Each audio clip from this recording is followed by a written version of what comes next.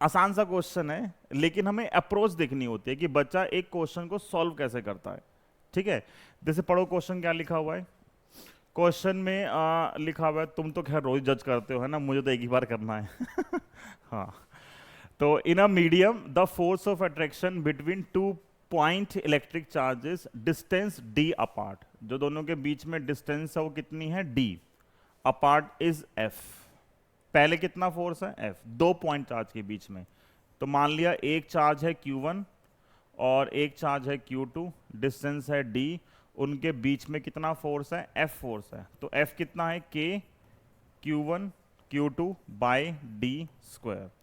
अब आगे क्या बोल रहा है ये, आगे बोल रहा है what distance apart should these be kept in the same medium so that the force between them becomes 3F। तो पहले पार्ट में 3F बोल रहा है वो।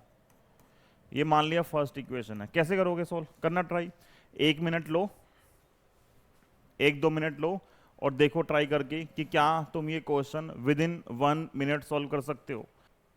और किसी का आंसर आया, सो वही आएगा, क्या आएगा, d² बाय 3, क्योंकि d² के लिए पहले वैल्यू लेके फिर 3f को वो कर दिया, तो उधर अंडर रूट में f की सब्स्टिट्यूट करके। हाँ तो वही करना है। जैसे मान लो अब नया केस क्या होगा, बोला डिस्टेंस निकालनी है नई वाली, मैंने नई डिस्टेंस x मान ली, तो फर्स्ट केस में क्या बनेगा, फोर्स जो था वो 3F हो गया, चार्जेस सेम है और डिस्टेंस नई मैंने मान ली x²।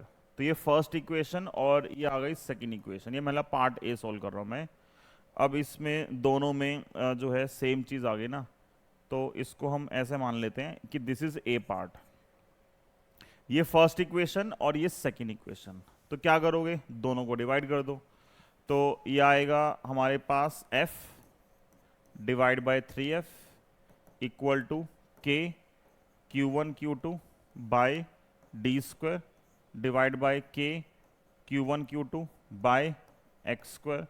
ये कट गया, ये आएगा x² बाय d², f से f उड़ा दिया तो d² यहाँ पे आ गया। तो x² की वैल्यू आएगी d²/3 और यहाँ से x कितना आएगा, d/√3।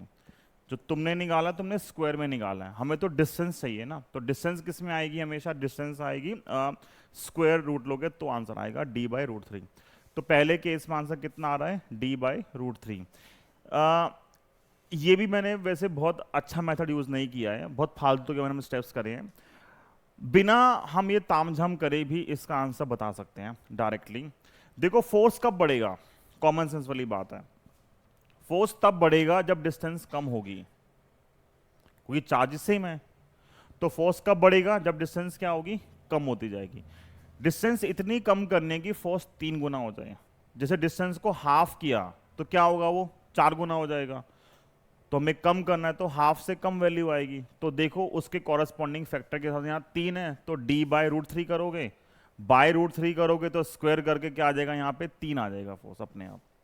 सेम लॉजिक से अगर हमें f/3 करना है, फोर्स को अपॉन 3 करना है, तो जहां d था वहां पे क्या आ जाएगा, √3d।